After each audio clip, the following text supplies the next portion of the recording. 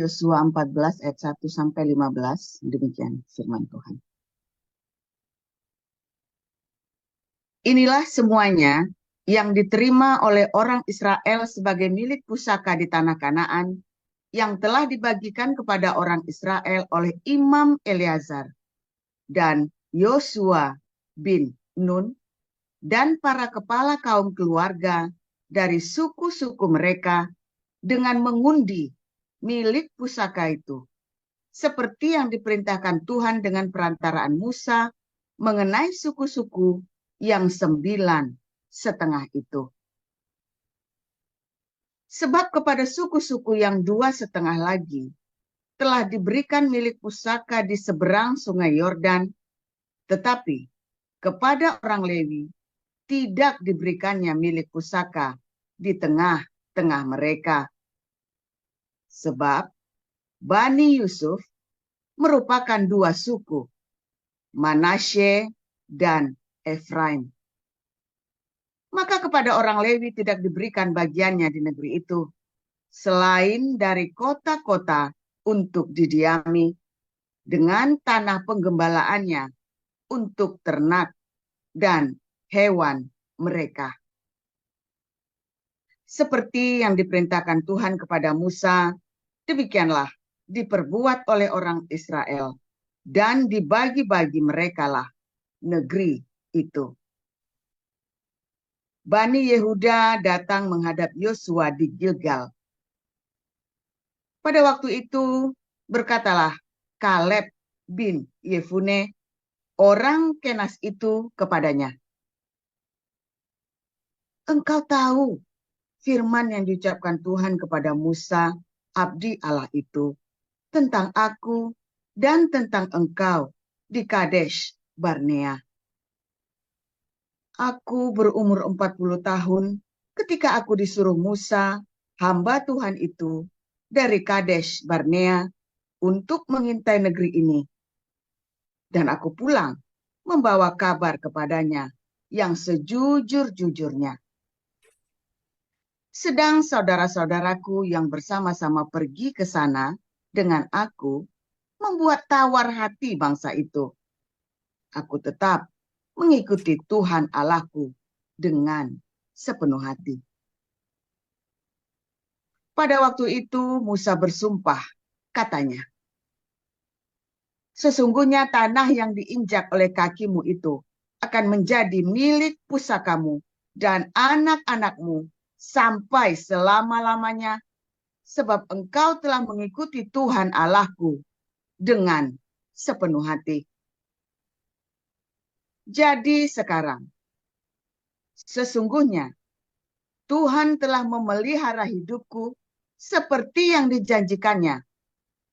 Kini sudah 45 tahun lamanya sejak diucapkan Tuhan firman itu kepada Musa. Dan selama itu orang Israel mengembara di padang gurun. Jadi sekarang telah berumur 85 tahun aku hari ini. Pada waktu ini aku masih sama kuat seperti pada waktu aku disuruh Musa.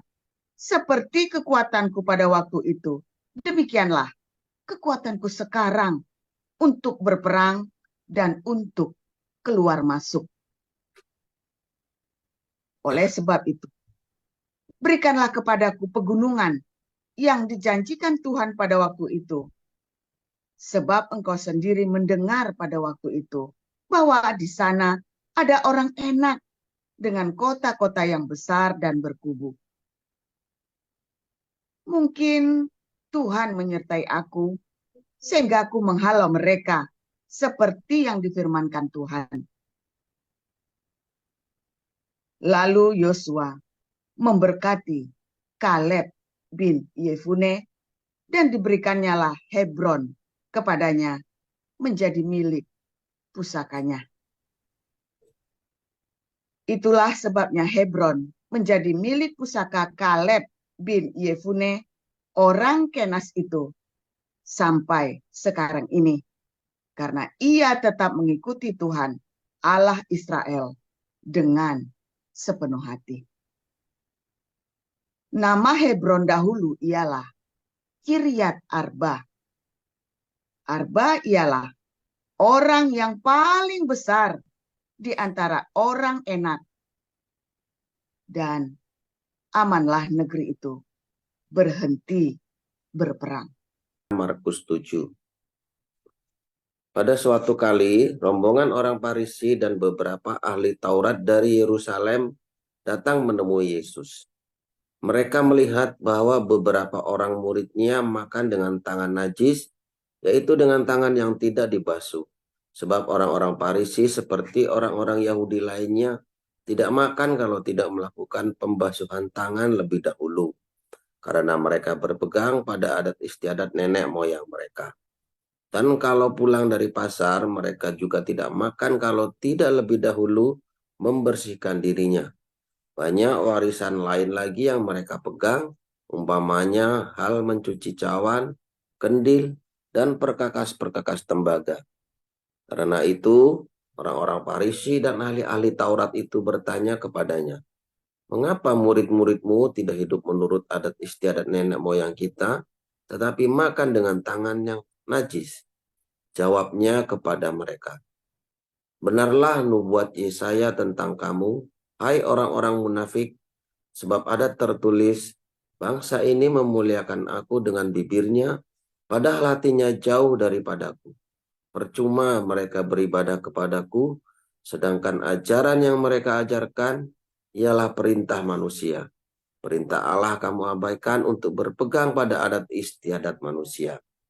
Yesus berkata pula kepada mereka, Sungguh pandai kamu mengesampingkan perintah Allah, supaya kamu dapat memelihara adat istiadatmu sendiri.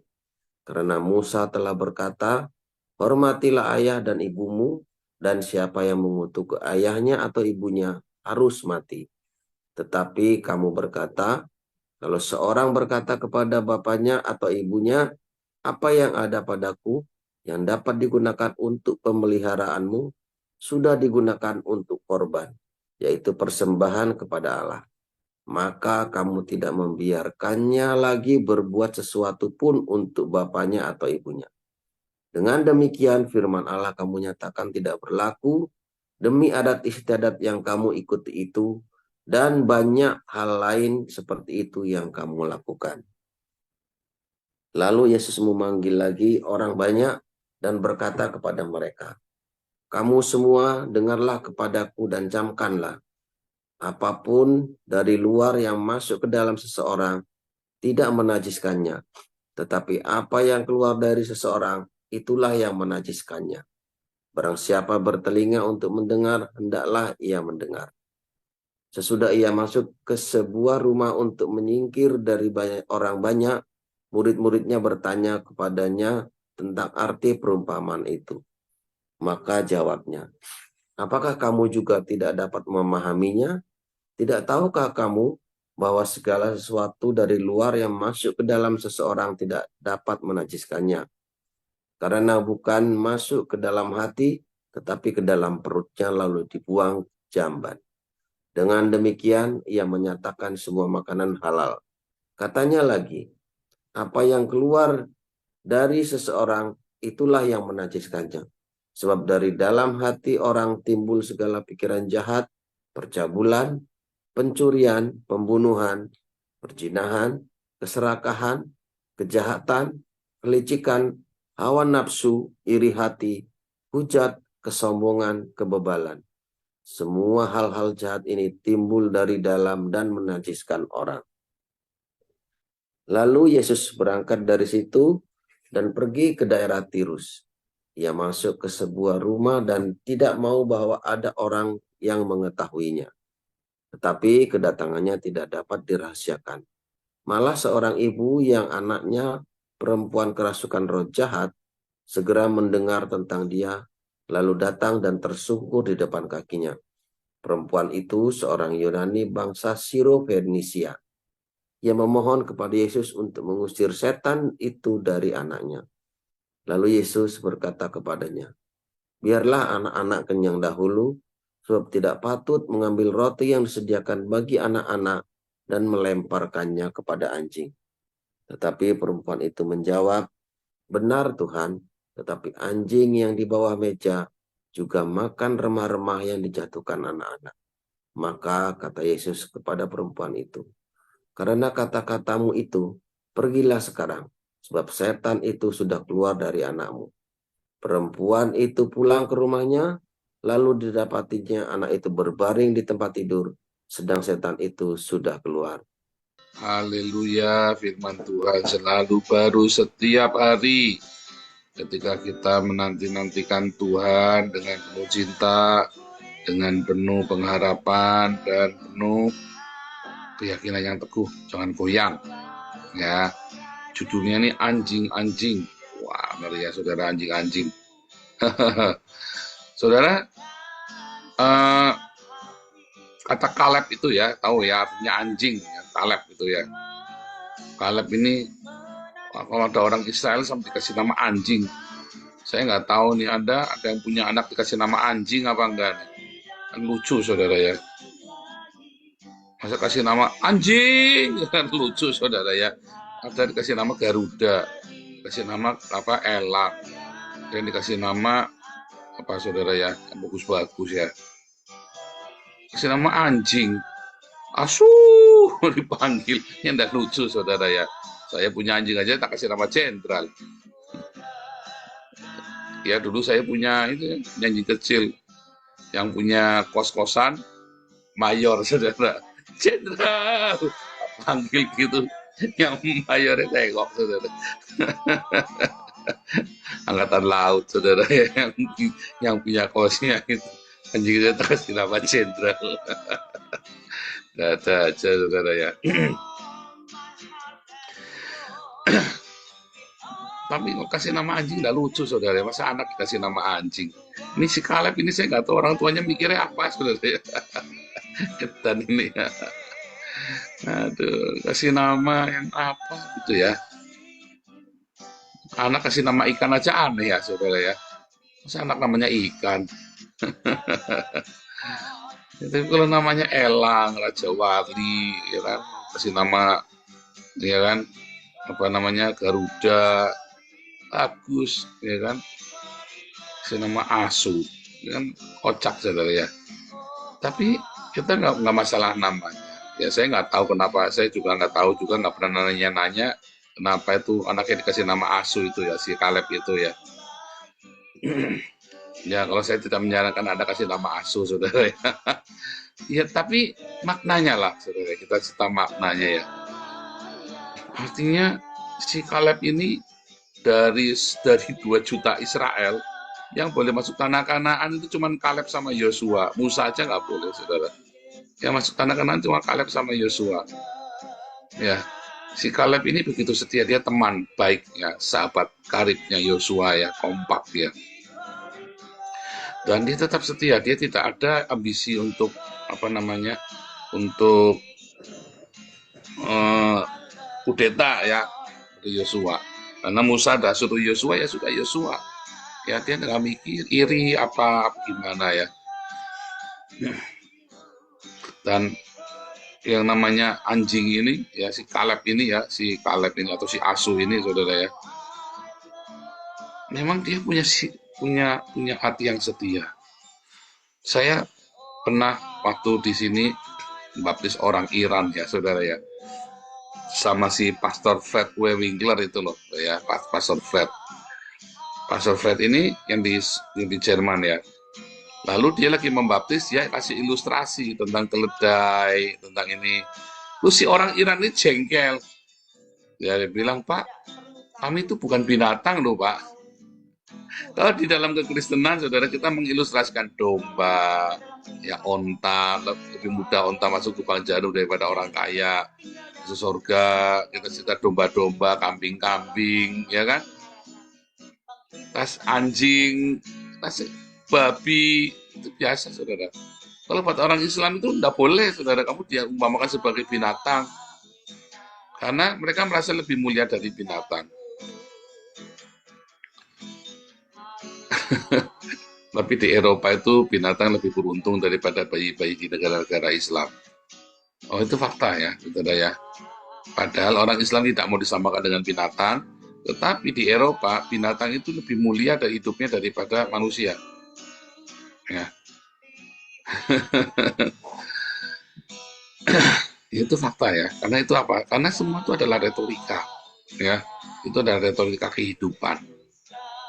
Kalau orang Kristen mengutamakan praktek daripada semua yang namanya syariat, apalah ritual, penting prakteknya, saudara, makna dari kehidupan. Kalau dalam Islam itu yang penting ritualnya, syariatnya. Kalau di dalam kekristenan, yang penting itu ritual, yang penting adalah apanya? Prakteknya. Ayatnya jelas, iman tanpa perbuatan mati. Ya, iman tanpa perbuatan mati. Tidak urusan dengan syariat, ritual, tidak urusan, saudara. Yang penting praktek. Buahnya itu, ya, buah. Nah, lalu si orang Iran ini protes ya. Nah, dari situ saya mengerti, saudara, mengapa orang-orang Islam ini suka ini domba-domba oten suka menghina begitu ya. Tapi kalau kasih tahu ya, apakah benar manusia hidupnya lebih mulia daripada binatang, saudara? Coba kamu lihat ya, dulu dunia ini nggak ada manusia, baik-baik saja, saudara. Begitu ada manusia, kacau kan? Iya kan? Itu hutan Amazon tadinya baik-baik saja, begitu manusia masuk, ruwet, saudara. Iya kan? Itu Papua itu baik-baik saja, itu begitu manusia-manusia dari Jawa masuk, kacau. Iya kan? Jadi apakah manusia itu lebih mulia dari binatang? Enggak, saudara. Ya, Pengkhotbah bilang manusia dengan binatang sama saja, mati jadi debu, ya kan? Rohnya ya kembali kepada pencipta, ya kan? Sama-sama mati jadi debu, sama saja. Manusia sama binatang. Tuhan Yesus berkata, beritakanlah Injil kepada segala makhluk. Kamu jangan menganggap rendah binatang, saudara. Kamu belum tentu lebih mulia daripada binatang. Anjing itu tahu balas budi, saudara. Manusia itu nggak tahu balas budi. Ya. Manusia itu, kalau kamu utangin, coba. Kamu sudah nolong dia, kasihan diutangin. Kalau anjing masih jilat-jilat tanganmu, saudara, kalau tidak bisa tolong dikasih makan. Kalau manusia diutangin, saudara, apa kalau kamu nagih, saudara, mau jilat-jilat tanganmu, amit-amit, saudara. Digebuknya lah kamu, saudara sekalian. Betul nggak? Oh, ini kita cerita realita. 10 orang utang, ya, yang 9 pasti kurang ajar. Benar nggak? Masa kamu nggak ngamatin? Saya emang ngamatin, saudara ya. 10 orang utang, yang 9 pasti kurang ajar. Ada sebab yang baik. Rata-rata orang utangnya begitu, mau utang kredit motor, mau utang pribadi, mau utang apa, pokoknya. Anjing nggak begitu, ya. Harimau pun bisa balas budi, beruang pun bisa balas budi, ya kan? Serigala sekalipun bisa balas budi. Nah, manusia enggak, berarti kan manusia kan lebih brengsek daripada binatang. Itulah sebabnya Alkitab sering kasih perumpamaan tentang binatang. Karena pada kenyataannya, ya, jangan retorika, jangan seharusnya. Pada kenyataannya binatang itu, ya, lebih mengenal tentang cinta daripada manusia. Tetapi ketika manusia itu mengenal Tuhan Yesus sebagai Tuhan dan Juru Selamat, maka dia punya cinta. Nah, dan segala makhluk menanti-nantikan anak Allah dinyatakan. Ya, Roma 8 ayat 15 ya. Segala makhluk, binatang juga termasuk, cacing, kayak cacing kremimu itu juga sama, menanti-nantikan anak Allah dinyatakan. Beritakanlah Injil kepada segala makhluk, pelihara jagalah keseimbangan. Kenapa? Kejadian 1 ayat 26 sampai 28, manusia diciptakan menurut gambar dan rupa Allah untuk mengelola bumi dengan cinta. Itulah Injil kepada segala makhluk, saudara.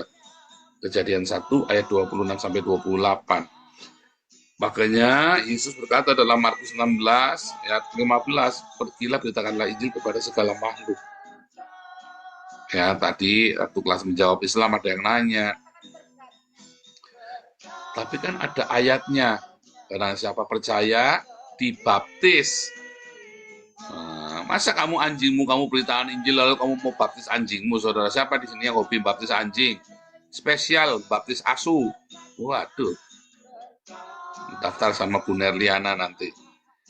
Masa spesial daftar apa, mau daftarnya daftar baptis asu, yang bener aja kamu, saudara. Nah, nanti kalau ada orang Islam nanya begitu, udah nanya ya, sudah banyak kejadian itu, jawabannya begini. Asunya kamu itu bisa ngomong aku percaya Yesus sebagai Tuhan dan Juru Selamat enggak? Kan barang siapa percaya dibaptis. Percayanya kan Roma 10 ayat 9. Mengaku dengan mulut, percaya dalam hati. Taunya dari mana asunya kamu itu percaya pada Tuhan Yesus? Kan nggak bisa mengaku ya nggak bisa dibaptis. Kerbo dibaptis, kerbo bisa percaya nggak? Namanya bukan dibaptis. Nanti sembarang orang berenang ngomongnya dibaptis, kudulnya peang. Anda harus belajar membedakan makna baptisan itu. Ya kan? Ada di dalam nama Tuhan Yesus dan harus percaya. Mengaku dengan mulut, percaya dalam hati. Ya. Saudara, kata anjing, balik lagi ya. Yesus bilang kepada perempuan Sirofenisia disebut anjing. Lalu orang-orang Islam itu tuh, masa Yesus itu kurang ajar sekali menyamakan manusia dengan anjing. Oh, anjing itu lebih mulia daripada manusia loh, saudara. Ya kan? Pada kenyataan anjing itu kan jauh lebih baik hatinya daripada manusia. Ya kan? Kamu udah digebukin anjingnya, kamu punya anjing, kamu kasih makan, gebukin. Tetap datang, saudara, sambil ngepot-ngepot belakangnya, ya kan, ekornya kan, sampai bokongnya maju dulu kan dia kan. Takut tapi dia sayang sama kamu. Udah digebukin loh. Ya kan? Tetap datang. Makanya Tuhan Yesus sampai dipres itu ya, perempuan Sirofenisia dipres. Diperhadapkan dengan kondisi anjing, peranjingan. Perempuan Sirofenisia demi anaknya, dia bilang apa, saudara? Anjingmu makan remah-remah dari tuannya. Sampai sudah dipres. Apakah Tuhan Yesus menghina? Enggak, saudara. Dia sedang tunjukkan kepada kita. Sampai seberapa iman kamu, sampai seberapa percayanya kamu untuk kamu bisa merendahkan dirimu pada Tuhan. Iman itu juga berarti kamu merendahkan dirimu sama Tuhan. Kamu percaya nggak kamu bisa merendahkan dirimu serendah-rendahnya? Katanya Emile bersabda, how low can you go? Ya kan, seberapa rendah kamu bisa menuju ke sana. Waktu kecil, ya, waktu SD itu ada persoalan IPA, dulu namanya ilmu pengetahuan alam IPA. Selalu ditanya, saya ingat sekali, saya 3 kali ditanya itu saya nggak bisa jawab. Padahal sudah, tapi saya lupa jawabannya selalu. Saya kalau IPA nilainya selalu 10, kalau nilai soalnya 10, saya 10. Kalau ada soalnya 100, saya pasti 100. Kalau IPA itu ya jadi dulu ya. Kecuali ketemu pertanyaan ini, saudara nih. Pertanyaannya apa nih? Pertanyaan yang dengarkan baik-baik. Di tempat datar, air mengalir, titik, titik, titik, titik, titik. Jawabannya apa? Oh, udah kasih tahu. Saya nggak pernah bisa jawab itu, saudara. Terus tak jawabnya apa? Salah. Masa di tempat datar air mengalir? Ini tanya goblok gurunya ini. Di tempat datar air mengalir, titik, titik, titik, titik. Warna dari air, titik, titik, titik. Warna dari apa? Jernih. Ya kan? Warna pelangi, merah, jingga, kuning, biru. Semua kan dalam satu kata. Ya kan? Ya kan, saudara ya? Air ketika didinginkan menjadi titik-titik es. Air ketika dipanaskan, es ketika dipanaskan menjadi cair. Air ketika dipanaskan menjadi uap. Di tempat datar air mengalir, titik-titik-titik, ya salah. Mana ada di tempat datar air mengalir? Saya bilang salah. 3 kali saya jawabnya selalu bilang salah. Dicoret. Dan saya selalu lupa jawabannya. Ternyata jawabannya di tempat datar air mengalir, satu kalimat, mencari tempat yang rendah.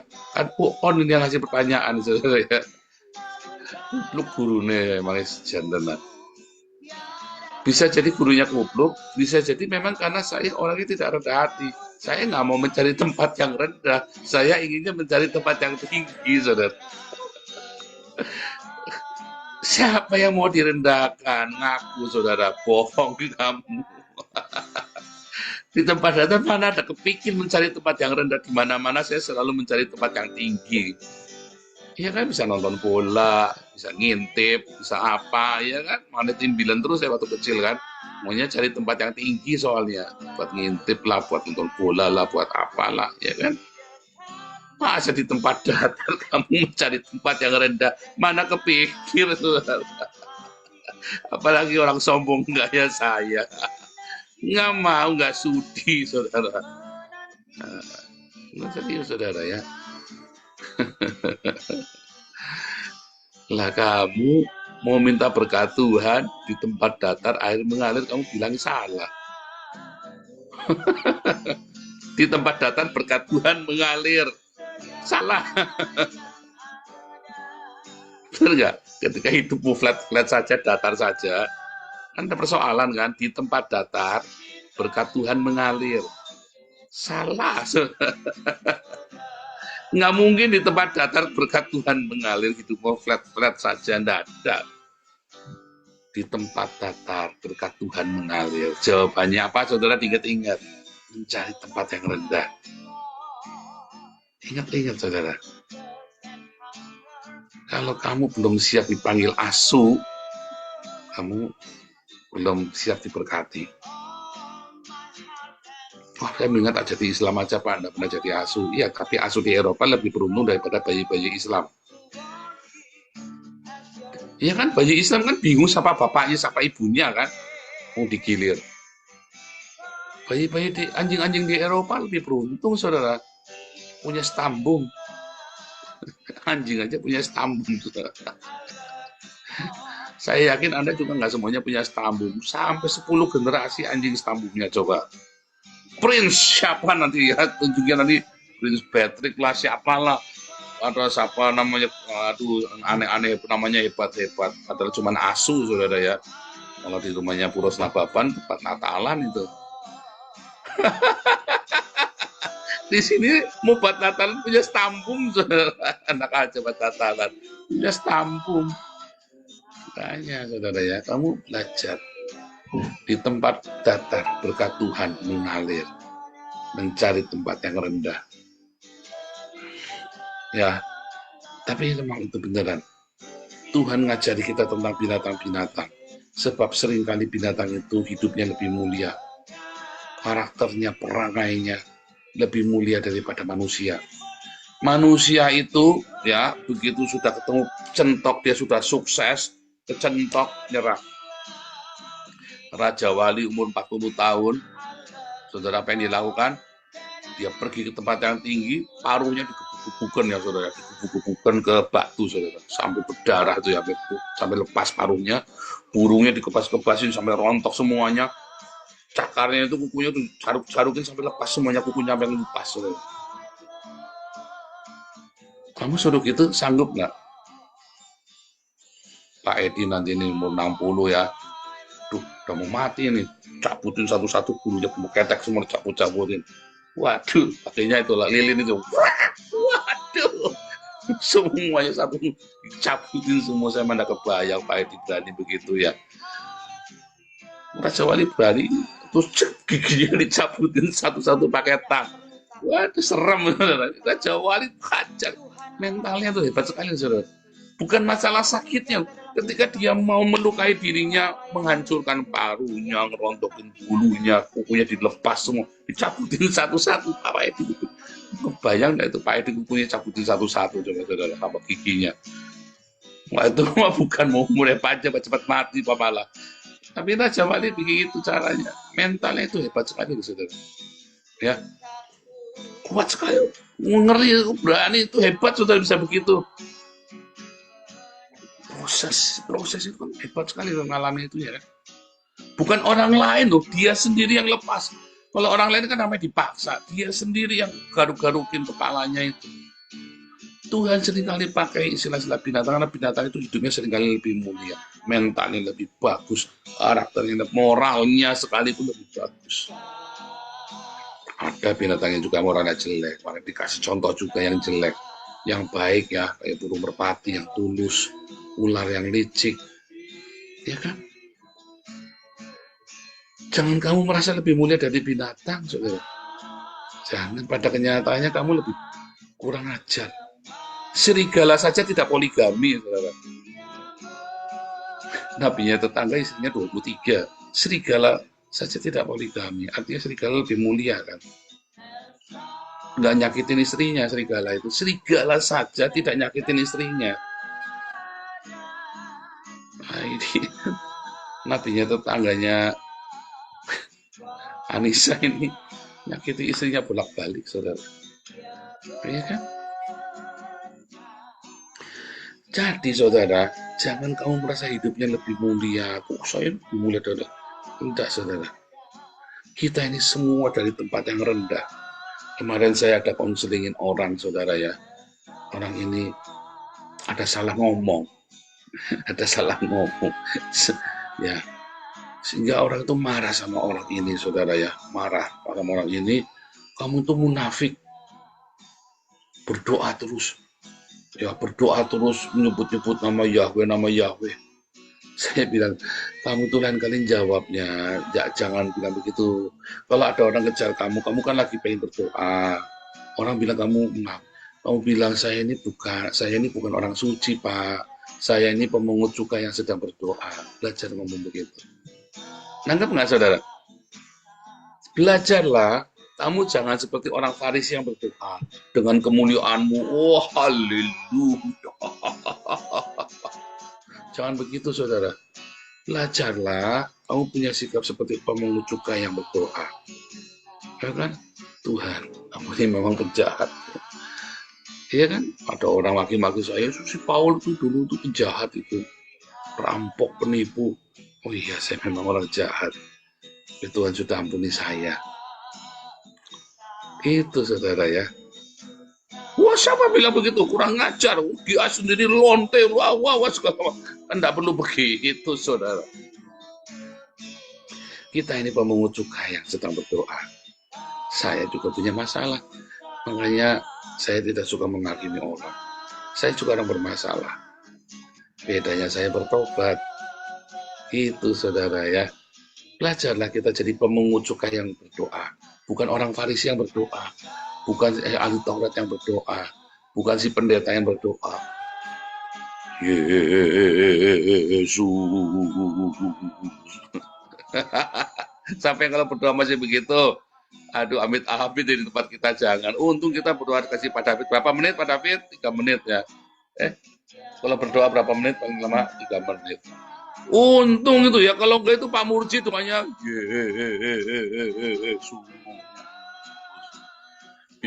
wah bisa setengah jam. Dulu ada yang berdoa gitu setengah jam ya, saudara ya. Cuma pembukaan tok, saudara. Merdedi. Berdoalah, saudara, dengan kerendahan hati, dengan seperti seorang pemungut cukai yang berdoa. Ya, saudara ya. Terakhir.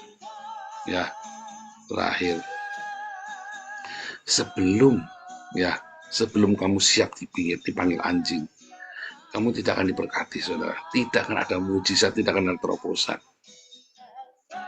Kamu harus senantiasa siap untuk direndahkan oleh orang. Wah, saya direndahkan Tuhan, tidak apa-apa, Pak. Tapi direndahkan orang, namanya Tuhan cara merendahkan kamu gimana? Coba caranya. Ini kadang-kadang orang beretorika. Saya direndahkan oleh Tuhan, tidak apa-apa, Pak. Tapi kalau direndahkan sama orang, ya jangan sampai, Pak. Kamu pernah ngelihat Tuhan, caranya Tuhan merendahkan kamu itu gimana, Dul? Ya kan melalui orang. Tidak mungkin Tuhan itu merendahkan kamu ya melalui orang. Iya kan? Belajar siap direndahkan. Jangan tersinggungan kalau lagi kerja di kantor. Kamu kerja jadi apa, tersinggung dikit keluar, tersinggung dikit keluar. Jangan, belajar, telan. Makanya di dalam komunitas kita, ya, kalau lagi kesenggol dikit, lagi apa dikit, diam. Saya acung jempol 4 ini buat Pak Dokter Yuwono ya, saudara. Dokter Yuwono ini memang luar biasa nih. Cocok memang jadi dokter. Bentar lagi jadi pendeta dokter ya. Udah lagi cocok sudah Dokter Yuwono ini. Dokter rendah hati sekali ya. Udah diamuk-amuk, udah dipisu-pisui sana sih. Yang sana ngencet, yang sini nyeruduk. Yang dari atas nginjek, yang dari bawah nyeruduk. Saya bayangin Dokter Yuwono udah gepeng ini. Tapi sabar, ngomongnya pelan-pelan. Malah dibercandain. Saudara, dalam hati saya, dalam hati mah udah panas ini orang dalam hati saya. Tapi enggak ya, Dokter Yuwono itu memang sabar orangnya, saudara ya. Sampai kapan ya enggak tahu, sabar sampai kapan. Soalnya di tempat kita ini kalau udah sabarnya sudah habis tiba-tiba hilang, saudara. Mutung tiba-tiba hilang. Nah itu saudara ya. Terus sampai kadang-kadang, aduh, orang-orang bagusnya kita dipilih ya untuk jadi pengurus, begitu udah mutung nggak tantes, putus hilang, saudara. Hilang, aduh, gawat. Ya, tahan saudara. Ini kamu diberkati ya, kayak Bu Lianti itu loh. Sekarang berkatnya lagi luar biasa, Bu Lianti, ngeri. Diproses habis-habisan di tempat kita. Dikeluarkan dari grup berkali-kali. Di tempat kita ya, satu-satunya pengurus yang sering dikeluarkan dari grup itu Bu Lianti. Tapi tahan, luar biasa. Rendah hati luar, makanya berkatnya luar biasa. Saya lagi-lagi Bu Lianti, lagi-lagi keluar negeri. Ini orang duitnya banyak sekali. Ini ternyata hadiah, saudara ya, tembus terus asuransinya, saudara ya. Bagian asuransi terbaik. Ya, itu karena rendah hati, saudara ya. Karena rendah hati. Ya. Itu, saudara ya. Kalau tanpa rendah hati, kamu tidak bisa, percaya saya. Ingat-ingat ya, soalnya ya, di tempat datar, berkat Tuhan mengalir itu salah. Tapi kamu di tempat datar, berkat Tuhan mengalir mencari tempat yang rendah. Ingat-ingat itu saudara ya. Ya, jangan sampai kamu ya dipanggil anjing asu marah saudara, nggak usah. Ya. Iya kan? Yang sering dipeluk-peluk sama cewek cantik juga anjing saudara. Suruh meluk-meluk Pak Edi mana mau saudara, istrinya aja udah bosen kali. Di sini meluk-meluk cewek-cewek cantik ya, anjing-anjing ini saudara ya. Tapi jangan nanti Pak Tuhan kalau saya reinkarnasi saya jadi anjing golden aja. Jadi ngakak dewe aku. Us bocor.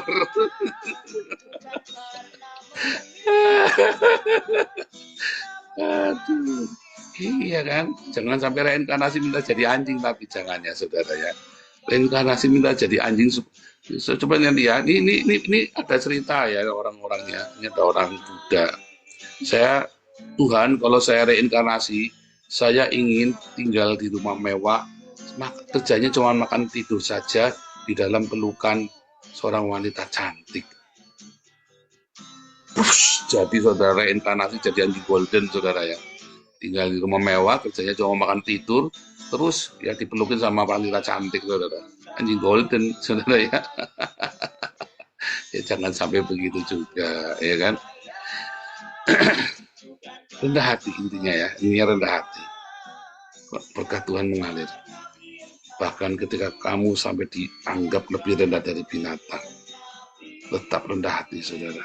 Jangan pernah lawan. Jangan pernah lawan. Itulah awal kamu diberkati dan terobosan. Tuhan Yesus memberkati.